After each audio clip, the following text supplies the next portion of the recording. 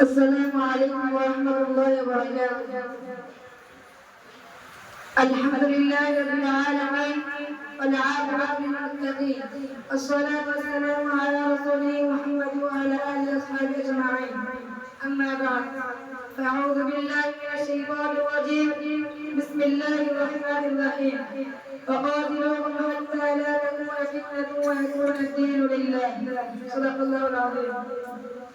আলহামদুলিল্লাহ, সমস্ত প্রশংসা জ্ঞাপন করে সেই মহান আল্লাহ পাক রব্বুল আলামিনের দরবারে, যিনি এই পরাধীন ভারতকে অত্যাচারী জালেম শাসকের হাত থেকে ছিনিয়ে নিয়ে স্বাধীন করে আমাদের হাতে তুলে দিয়েছে।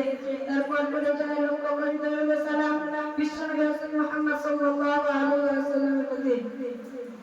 অতঃপর আমার আঞ্জুমান ইসলামুল লিসান উপস্থিত সুদক্ত বিশাল মণ্ডলী ও আমার সামনে বসে থাকা সমস্ত ক্লাসের সাথী ভাইয়েরা, সকলকে সঙ্গীতের শ্রদ্ধা, বুকভরা ভালোবাসা ও প্রেমবাসা ও শুভকামনা জানিয়ে আমি আমার নির্দিষ্ট বিষয়বস্তুর উপর আলোচনা করার পুরো চেষ্টা তৌফিক ইল্লা বিল্লাহ। বন্ধুগণ, আমরা সকলে জানি এই ভারতবর্ষে আজ থেকে ৭৮ বছর পূর্বে এই ভারতবর্ষ ছিল অত্যাচারী জালেম ইংরেজ শাসকের অধীনে। ইস্ট ইন্ডিয়া কোম্পানি সকলে দেশের অনুমতি নিয়ে এই ভারতবর্ষে প্রবেশ করেছিল।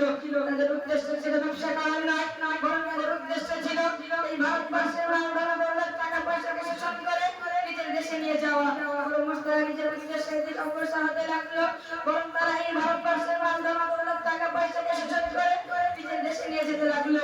আর এই ভারতবর্ষের ধন দৌলত টাকা পয়সাকে শোষণ করে ক্ষান্ত হয়নি, তারা এই ভারতবর্ষের মানুষের উপর অত্যাচার, অবিচার, নির্যাতন শুরু করলো।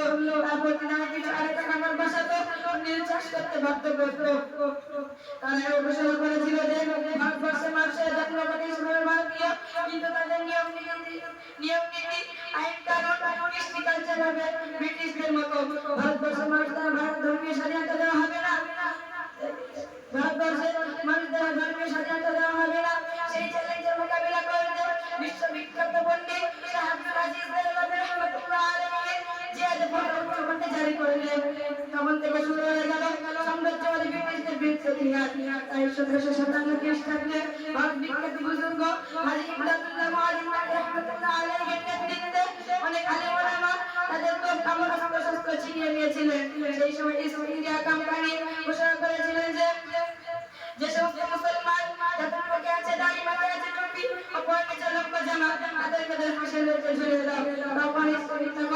ব্রিটিশ প্রশাসক ১-২ সপ্তাহের মধ্যে ২ লক্ষ মুসলমান যাদের মুখে ছিল দাড়ি, মাথায় ছিল টুপি, পরনে ছিল লক্ষ্য জামা, তাদেরকে ফাঁসির দড়িতে ঝুলিয়েছিল। তার মধ্যে ছিল প্রায় ৫,০০০ আলেম ওলামা। বন্ধুগণ, ১৮৬৭ খ্রিস্টাব্দ থেকে ১৮৬৭ খ্রিস্টাব্দ পর্যন্ত ১৪,০০০ আলেম ওলামাকে ফাঁসির দড়িতে ঝুলিয়েছিল। দিল্লি চাকরি চক্কর থেকে খাইবার পর্যন্ত একটি সড়ক চলে গিয়েছে, তার ২ পাশে এমন কোনো বিক্ষোভ ছিল না যে তাদের কোনো আলেম ওলামাকে ফাঁসি দেওয়া হয়নি। সেই সময় দেখা গেল ভারতবর্ষে আলেম ওলামা সংখ্যা খুব বেশি আছে। সাম্রাজ্যবাদী ব্রিটিশ আলেম ওলামা সমাজকে নির্মূল করে দিয়েছে এবং মাদ্রাসা মসজিদগুলোকে ভেঙে চূর্ণ বিচূর্ণ করে দিয়েছে। তার কয়েক বছর পর অর্থাৎ স্বাধীনতার পূর্বে সৈয়দ আহমদ মাদানী রাহমাতুল্লাহ আলাইহি সাম্রাজ্যবাদী ব্রিটিশদের বিরুদ্ধে ফতোয়া জারি করে বললেন যে সাম্রাজ্যবাদী ব্রিটিশকে সাহায্য করা ও তাদের অধীনে চাকরি করা হারাম। সেই সময় ইংরেজ প্রশাসন থেকে সৈয়দ আহমদ মাদানী রাহমাতুল্লাহ আলাইহির উপর গুলির অর্ডার দিয়েছিলেন। তার কয়েকদিন পর করাচিতে এক বিরাট সমাবেশ ডাকা হয়েছিল ইংরেজ শাসকের বিরুদ্ধে। সেই সমাবেশে হিন্দু, মুসলিম, জৈন, খ্রিস্টান, জাতি, ধর্ম, বর্ণ নির্বিশেষে কম বেশি কয়েক লক্ষ জনগণ উপস্থিত হয়েছিল। সবাই ভেবেছিলেন যে সৈয়দ আহমদ মাদানী রাহমাতুল্লাহ আলাইহি উপস্থিত হবেন না, কারণ ইংরেজ শাসকের তরফ থেকে সৈয়দ আহমদ মাদানী রাহমাতুল্লাহ আলাইহির উপর গুলির অর্ডার দেওয়া হয়েছে। কিন্তু সমাবেশ শুরুর কিছু আগের মধ্যে দেখা গেল সৈয়দ আহমদ মাদানী রাহমাতুল্লাহ আলাইহি জানে পড়ানা বলে হাতে কাপড় নিয়ে কবিতা পড়তে স্টেজে উঠে পড়লেন। কবিতা কি হলো? লিয়ে বিল্ডিংয়ে বুলবুল जोश में, ये बिल्डिंगे बुलबुल जोश में लेकर गुलशाही नाच भी कहा है। अंग्रेज को खिताब करके कहा कि रोना समझकर मुझे बर्बाद न करना, हम भी किसी के बनाए हुए हैं। তখন সৈয়দ আহমদ মাদানী রাহমাতুল্লাহ আলাইহি দেখে প্রত্যেকটা মানুষ আশ্চর্য হয়ে গিয়েছিল। তারপর সৈয়দ আহমদ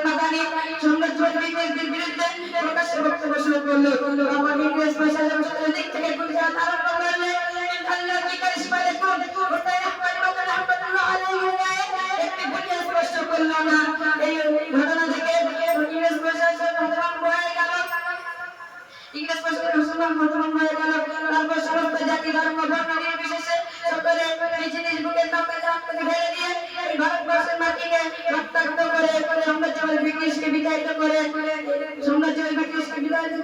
এই পরাধীন ভারতের স্বাধীনতার পতাকা উত্তোলন করেছিল। কবিতা ভাষায় বলে ভারতবর্ষ আমাদের ভারতের রক্ত দিয়ে গড়েছি ভারতের স্বাধীনতাকে। ইতিহাসে পাঠে আমরা পেলাম না কোথায় হাতে কলম ছিল তারাই হলো সেনানায়ক যাদের কোনো নাম গন্ধ নাই। হাতে কলম ছিল বলে যা ইচ্ছে লিখেছে তাই, হাতে কলম ছিল বলে যা ইচ্ছে লিখেছে তাই। কলম করে বুঝিয়ে দেবো সত্য ইতিহাস করে আসসালামু আলাইকুম ওয়া রাহমাতুল্লাহি ওয়া বারাকাতুহু।